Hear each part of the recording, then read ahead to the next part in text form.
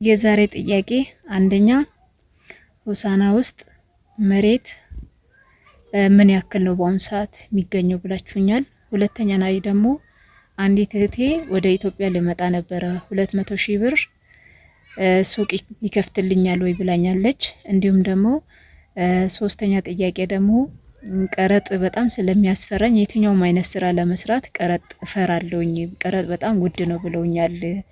የመንግስት የሚከፈል ግብር ማለት ነውና በጣም ከባድ ነው ብሎኛልና እፈራለሁ የሚል ነው እንግዲህ እንትን የተባለው።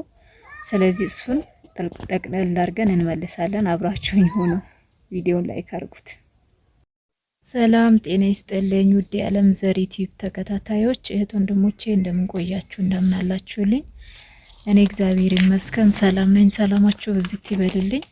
በባለፈ ቪዲዮ ላይ ጥያቄ ጠይቃችሁኛል። ያንን ጥያቄ ደግሞ ዛሬ የተወሰነውን እመልሳለሁኝ፣ የተወሰነውን ደግሞ በሌላ ቪዲዮ መልስላችኋለሁ ጠይቄ ማለት ነው።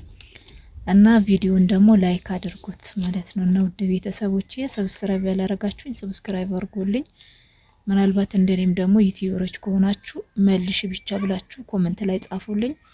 እንደዚሁ ደግሞ የምትጠይቁት ጥያቄ ካላችሁ ጠይቁኝ። እኔም ደግሞ ተራ በተራ እንደገና ደግሞ ጠይቅ የሚሆን ነገር ደግሞ እየጠየቅኩኝ እኔ ማቆም የምችለው ነገር ከሆነ ደግሞ እንደዚህ እየመለስኩኝ ያለም ማለት ነውና አብራችሁኝ ሆኖ ቪዲዮ ላይክ አድርጉት። አንደኛ ጥያቄ ምንድነው መሬት ሆሳና ላይ ስንት ይገኛል ምናምን ብላችሁኛልና ወይ የምታውቂው ደላላ ካለ ብላችሁኛል። እኔ ሁለተኛ ደግሞ 200,000 ብር ሱቅ ያሰራኛል ወይ፣ እንዲሁም ደግሞ ግብር ለምሳሌ ሱቅ ወይም ደግሞ የሆነ ስራ ለመጀመር ግብር ነክ ነገር በጣም ይከብዳል እያሉ ነው እና ምን ይሻላል እያላችሁኝ ነው። እሱንም ደግሞ ጠቅላላ አድርገን እናያለን። አብራችሁኝ እስከ ፍጻሜ ድረስ ሆነ ቪዲዮውን ላይክ በማድረግ ጀምሩ። እንግዲህ የመጀመሪያ ጥያቄ ምንድነው ሆሳና ውስጥ መሬት ለመግዛት ፈልጋችሁ ወይም ደግሞ የሆሳና አካባቢ ያላችሁ በአሁኑ ሰዓት ደግሞ አረብ ሀገር ላይ እንዲሁም ደግሞ ደቡብ አፍሪካ ላይ ያላችሁ ልጆች ትጠይቁኛላችሁ። በውስጥም ጭምር ነው የምትጠይቁኝ፣ ኮሜንት ላይ ብቻ አይደለምና እንዴት ነው ያለው ነገር መልሽልኝ ትሉኛላችሁ። የሁሉም ሰው ደግሞ እያንዳንዱ ሰው የጠየቀው ነገር በውስጥ መመለስ ትንሽ ይከብዳልና በዚህ ጠቅለል አድርጌ መልስላችኋለሁኝ። ስለዚህ ሆሳና ውስጥ ላይ ለመግዛት ከፈለጋችሁ እኔን ሳይሆን ሌላ ሰው ነው ማናገር ያለባችሁ። ምክንያቱም እኔ በፊት የደላሎቹን ቁጥር ነበረኝ፣ አሁን ቁጥራቸው የለኝም ማለት ነው እና ጠፍቶብኛል። እንዲሁም ደግሞ በአሁኑ ሰዓት እኔ ያለሁት ሆሳና ውስጥ ሳይሆን ሌራ ውስጥ ነው። ስለ ሌራ ብትጠይቁኝ፣ ስለ መሬት ስለ ሌራ ብትጠይቁኝ ደላሎቹን ጠይቄ ልመልስላችሁ እችላለሁ። ወይም ደግሞ የሚገዙ የሚሸጡ ሰዎችን ጠይቄ ልነግራችሁ እችላለሁ። እንደባለፈው ቪዲዮ ልሰራላችሁ እችላለሁ ማለት ነው። ይሄ እንግዲህ በዚህ ያዙት ማለት ስለ መሬት ሆሳና ላይ ስለ መሬት ተጠይቃችሁኝ ወደ ሆሳና ብላችሁ ማለት ነውና ይሄ ነው መልሴ። ሁለተኛ ነገር ደግሞ አንዲት እህቴ ወደ 200,000 ብር አካባቢ ብር አለኝ እና በጣም ከብዶኛል፣ ወደ ሀገር ለመግባት ፈልጌያለሁ። 200,000 ብር ሱቅ ይከፍትልኛል ወይ? የሚከፍትልኝ ከሆነ በቅርቡ ወደ ሀገር ልገባ ነው ብላለችና እኔ ባየሁት ያው ከተማ ውስጥ ከሆነ ይከፍትልሻል ማለት ትንሽ ይከብዳል። ምክንያቱም ያው እቃ ጨምሯል። እንደገና ደግሞ በተለይ ደግሞ የራስሽ ቤት ካልሆነ ተከራይተሽ ከሆነ በጣም ከባድ ነው። ምክንያቱም የ3 ወር የ4 ወር ወይ 6 ወር ነው የቤት ኪራዩን። ለምሳሌ አዲስ አበባ ውስጥ የምትከፍቺ ከሆነ በጣም ብዙ ነው ማለት ነውና ስለዚህ እንደኔ ወጣ ብለሽ ለመስራት ከሆነ አዎ ይከፍትልሻል በስነ ስርዓት። ያን ብር ለምሳሌ ሙሉ ብር አውጥተሽ ቁጭ ማድረግ ሳይሆን ወይም ደግሞ ስራ ላይ ማዋል ሳይሆን ቢያንስ መንቀሳቀሻሽ በ100,000 ብር ትጀምሪያለሽ። አንዳንድ በጣም አስፈላጊ የሆኑ ለምሳሌ ጥቃቅን ነገሮች አስገብተሽ ታያለሽ ለሳምንት ለ15። ከዛ አካባቢ ላይ ደግሞ በደንብ አርጎ ምንድነው የሚሸጠው ህብረተሰቡ ምን ይፈልጋል የሚለው ነገር ታያለሽ። ከዛ በቀረው ደግሞ እየጨመርሽ ቀስ እያልሽ ደግሞ እንደዚህ ሱቅ ላይ ስትሰሩ ማለት ነው ኤክስፓየር የሚያደርግ እቃ እንዳታስገቡ።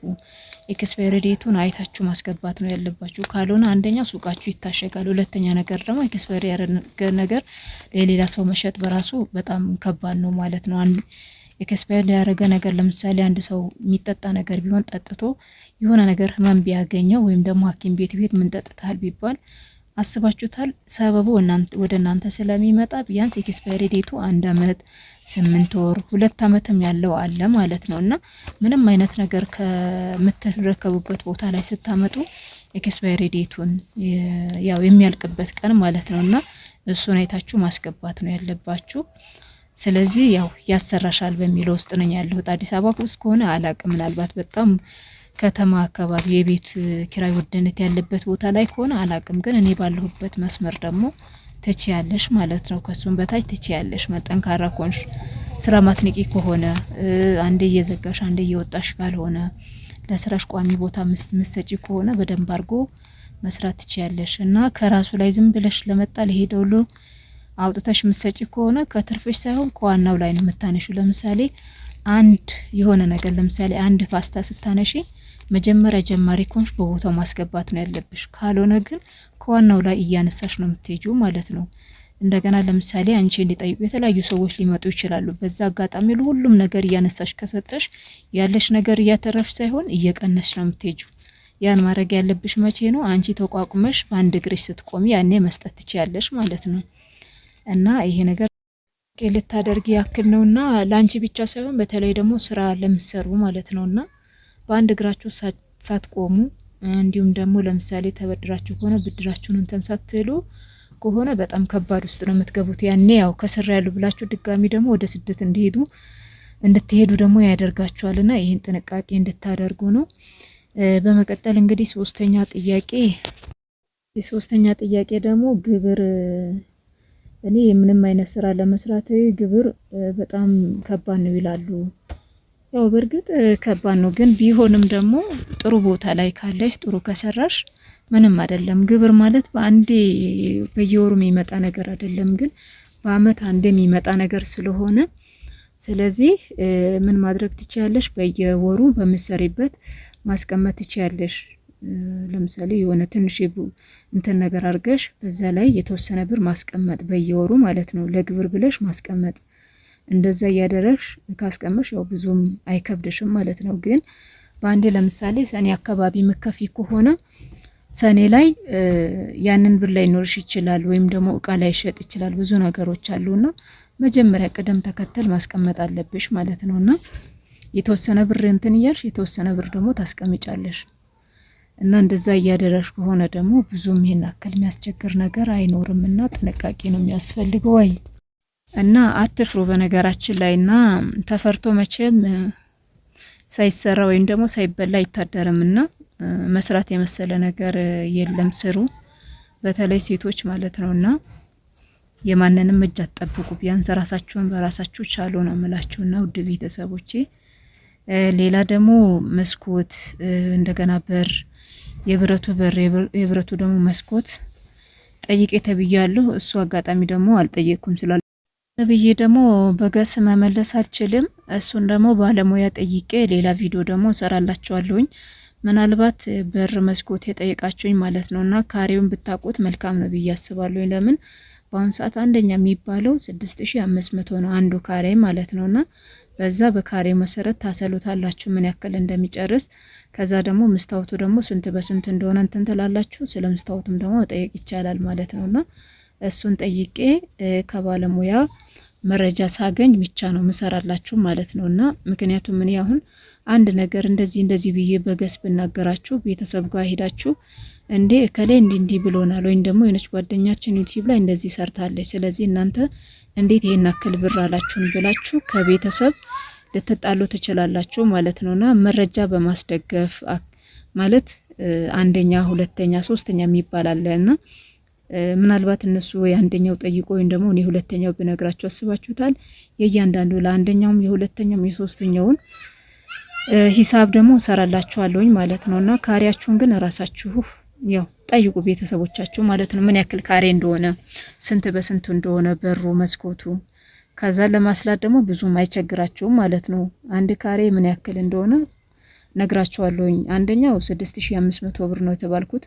ሁለተኛ አልጠየቅኩም፣ ሶስተኛም አልጠየቅኩም። ስለዚህ ያው እየቀነሰ ነው የሚሄደው። ቢያንስ የ100 የ200 ልዩነት ነውና ካስገባችሁ አይቀር ደግሞ አንደኛውን አስገቡ፣ ለእናንተ የሚጠቅማችኋል ማለት ነውና ከሰራችሁ አይቀር ደህና ነገር አድርጉ። ለቤተሰብም ቢሆን ለራሳችሁም ቢሆን ነገ ማታፍሩበት ነገር ነገ በቃ እንግዳ ይዛችሁ ብትመጡ ራሳችሁ ብትመጡ በቃ ብዙ ነገሮች አሉና የሆነ ነገር ቢፈጠር ውስጣችሁ ደስተኛ የምትሆኑበትን ነገር አድርጉ። ይሄ ብር 100 ብር 2000 ብር 3000 ብር ቀነሰ ተብላችሁ የማይሆን ነገር አታድርጉ ልላችሁ ፈልጌ ነው ወዶችዬ። ስለነበራችሁ በጣም ከልብ አመሰግናለሁ። ቪዲዮን ከወደዳችሁት ላይክ፣ ሼር፣ ኮሜንት አድርጉ። እንደዚሁ ደግሞ እንደ እህት ወንድሞቼ ጥያቄ ካላችሁ ደግሞ ጠይቁኝ ማለት ነውና ሀሳብ አስተያየቶችን ኮሜንት ላይ ያስቀምጡ። ቪዲዮን ከወደዳችሁት ላይክ እንዳይረሳ። ሰላማችሁ ይብዛልኝ። በሌላ ቪዲዮ እስከምንገናኝ ሰላም ቆዩ።